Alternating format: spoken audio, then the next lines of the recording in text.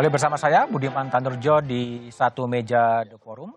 Telah bergabung bersama saya anggota DPR dari PDI Perjuangan, Masinton Pasaribu. Selamat malam, Bang Masinton. Ya, selamat malam, Ya, Abang Anda. Ya, Bang. Oke, saya kembali ke Adi Prayetno. Mas Adi Prayetno, jadi ini apa? Ini kredit positif bagi pemerintah Presiden Jokowi dengan penangkapan salah seorang anggota kabinetnya, atau gimana Anda lihat dari kacamata politik? Ya, tentu saja ini ada cahaya di ujung terowongan, Bang Budiman. Di tengah keterbatasan misalnya soal regulasi dan berbagai demonstrasi yang kemudian ditunjukkan oleh publik melalui berbagai survei, bahwa KPK periode yang sekarang misalnya itu tidak terlampau seganas sebelumnya. Karena ada persoalan yang sebenarnya jauh lebih sederhana juga tidak selesai, terutama misalnya soal kasus penyuapan PAW yang sampai sekarang nggak selesai.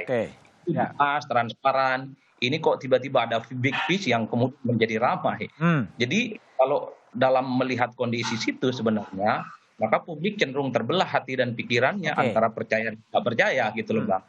Mau percaya 100% karena yang diadili saat ini itu adalah seorang menteri, itu nggak main-main, satu jabatan politik yang cukup prestisius, tapi ada kasus lain yang lewat begitu saja, dan sampai sekarang selesai, seakan-akan ditelan di bumi.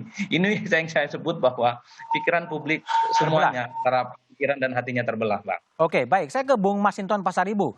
Bung Masinton, ini sebetulnya ketika KPK menangkap Menteri Edi Prabowo, ini publik ini gimana? Perasaannya harus bersedih, harus bergembira, atau gimana sebenarnya situasi kebatinan? Atau Anda sendiri gimana melihatnya? Ya, proses penegakan hukum ini kan harus kita serahkan kepada institusi penegak hukum itu sendiri. Tergantung publik menilainya seperti apa. Nah, tentu dalam hal ini ya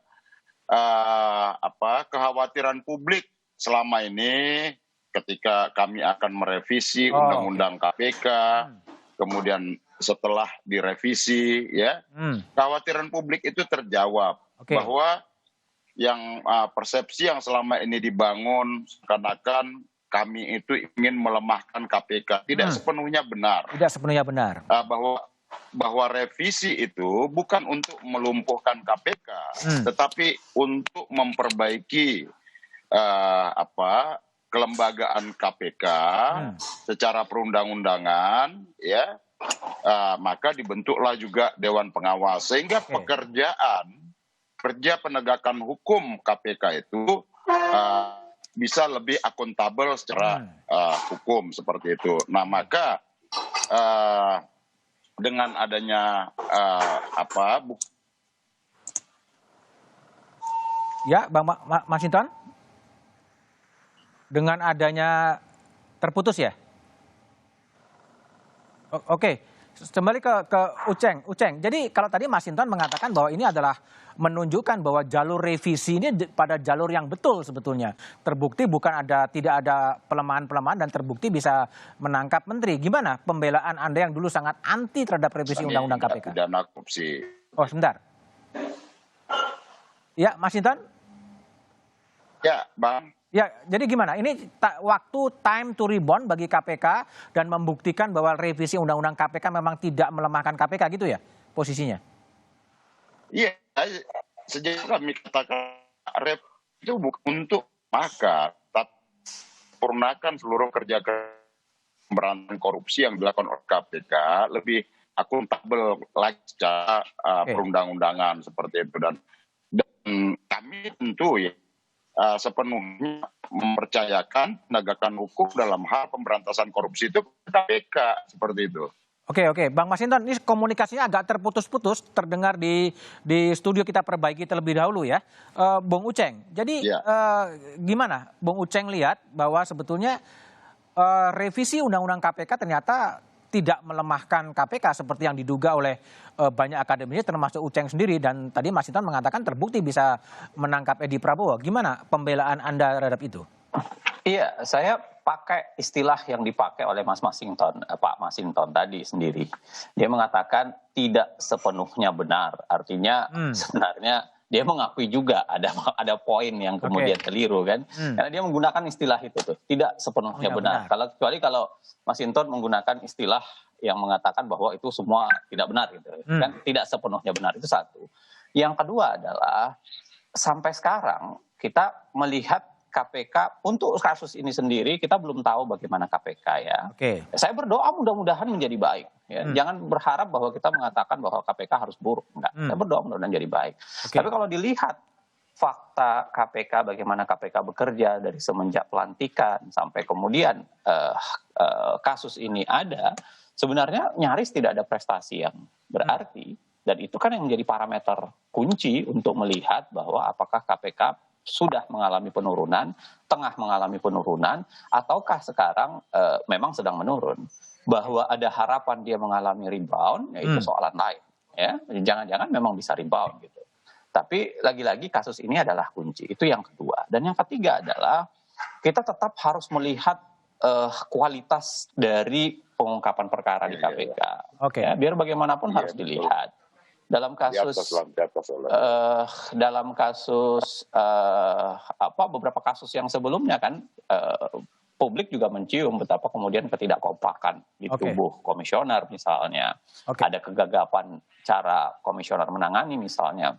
Dalam kasus Harun Masiku sampai sekarang tidak jelas misalnya apa yang terjadi di PT IKA misalnya ya, tidak ada sama sekali penjelasan detail resmi dari KPK soal kejadian-kejadian seperti itu.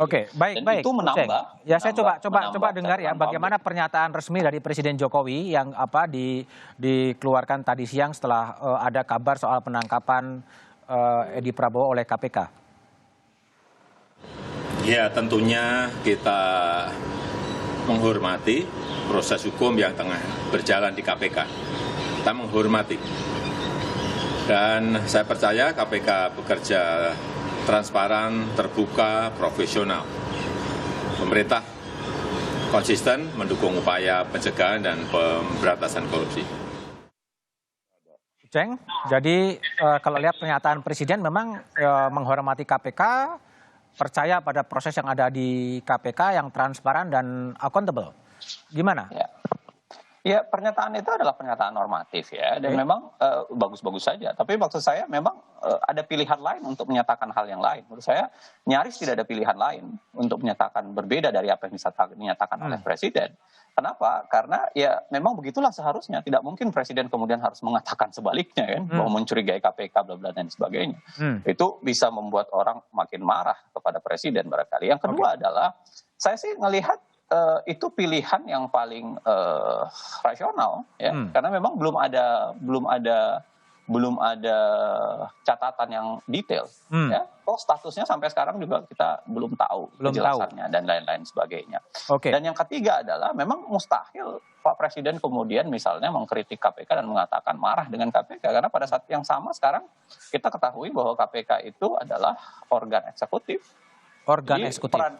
Peran Presiden juga ada di situ. Terlepas dari undang-undang baru itu mengatakan bahwa dalam melaksanakan tugas independen, tapi kan Presiden juga punya andil di situ, termasuk punya andil untuk mengubah undang-undang KPK. Jadi saya mengatakan nyaris tidak ada pilihan sebenarnya kata-kata Presiden untuk mengkritik KPK, nggak mungkin, karena itu seakan-akan mendulang air kan, percik ke muka sendiri sebenarnya. Baik Uceng, saya kembali ke Egy Primayoga. Saya lihat bahwa ICW sebenarnya pernah mengkaji potensi korupsi dalam ekspor benur ya. Nah, kalau Anda baca yang dilakukan oleh KPK sebenarnya dan terhadap Edi Prabowo, apa yang sebenarnya berpotensi terjadi di sana? Apakah memang soal izin lobsternya atau seperti apa, Egy? Ya, ini kan memang belum ada kejelasan dari KPK ya. Secara sebetulnya apa sih yang jadi permasalahan begitu. Tapi sebelumnya juga kita pernah melihat permasalahan ekspor benih lobster dan paling tidak ada permasalahan kebijakan di situ. Ya betul. Pertama adalah satu perihal kuota. Begitu. Itu ada peran Komnas Kajiskan yang dipinggirkan. Begitu. Nah, Komnas itu bertanggung jawab dalam penentuan kuota dan lokasi penangkapan, tapi tidak diminta rekomendasinya. Ini menimbulkan pertanyaan ya, kalau tidak ada, kenapa gitu? Karena perihal kuota sudah menjadi rahasia umum sebetulnya, sudah menjadi barang jualan. begitu. Jadi khawatirnya hal yang serupa juga terjadi dalam ekspor benih lobster. Nah, yang juga ada permasalahan rekam jejak eksportir yang diabaikan. Rekam jejak eksportir.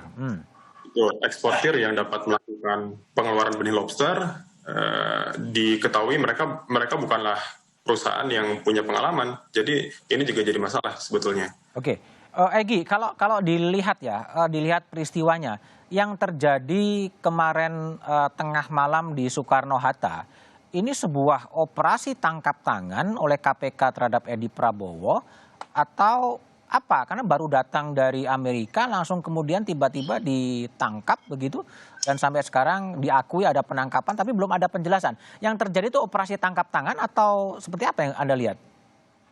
Ya justru itu, ini kan belum ada kejelasan dari KPK gitu ya. Kita sekarang hanya bisa menduga-duga. Mungkin kalau di prosesnya terlihat seperti operasi tangkap tangan, yang mana ini merupakan operasi tangkap tangan keempat di era KPK. Tapi kita sejauh ini kan belum mengetahui, jadi ya belum bisa disampaikan ya apakah itu OTT atau bukan. Gitu.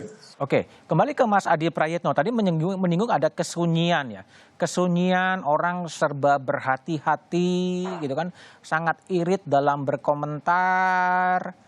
Ini menunjukkan bahwa memang ada sesuatu yang memang harus ditunggu 2 jam, 3 jam lagi ke depan, atau semua masih gamang terhadap situasi penangkapan ini, Mas Adi Prayitno? Ya, saya kira soal kegamangan sebenarnya, Pak Iman ya. Ini KPK selama periode ini kan ditunggu apa yang kemudian membuat mereka ini punya jenis kelamin yang berbeda dengan KPK yang sebelumnya. Tiba-tiba mereka sekali gebrak Menteri KKP yang kemudian di OTT.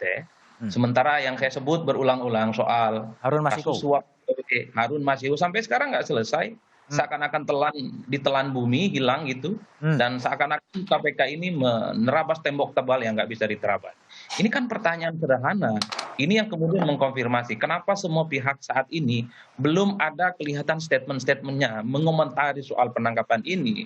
Ada panggung belakang yang sebenarnya sedang ditunggu, sedang ingin dikonfirmasi oleh kebanyakan orang soal apa yang sebenarnya terjadi ini. Ini yang saya kira ketemu secara politik kemudian orang melihat ada sesuatu yang tidak sesederhana penangkapan yang terjadi di Bandara Tengah Malam itu, Bang Budiman.